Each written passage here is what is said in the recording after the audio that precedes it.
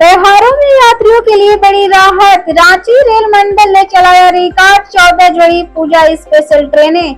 जानकारी के मुताबिक यात्रियों की बढ़ती भीड़ और सीटों की मांग को देखते हुए रेलवे ने यह कदम उठाया है।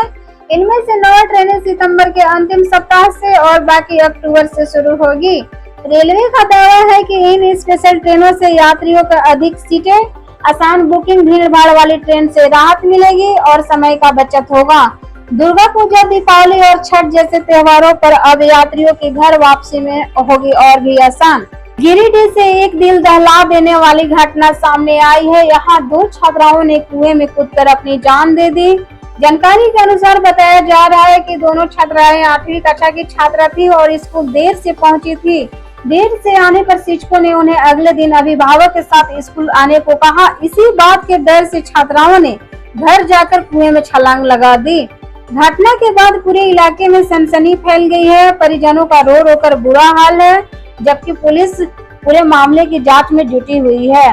गिरिडीह की यह घटना बच्चों की पढ़ाई और अनुशासन के दबाव को लेकर कई सवाल खड़े कर रही है। सऊदी पाकिस्तान डिफेंस डील पर भारत की प्रतिक्रिया। आपसी हितों का ध्यान रखेगा रियाद। नई दिल्ली विदेश मंत्रालय ने सऊदी अरब और पाकिस्तान के बीच हाल ही में हुए रक्षा समझौते पर प्रतिक्रिया दी है। मंत्रालय के प्रवक्ता रणधीर जायसवाल ने शुक्रवार 19 सितंबर को कहा कि भारत को भरोसा है कि सऊदी अरब अब आपसी हितों और संवेदनशीलताओं को ध्यान में रखेगा। जायसवाल ने कहा, भारत और सऊदी अरब के बीच व्यापक रणनीतिक साझेदारी है जो पिछले कई वर्षों से काफी गहरी हुई है।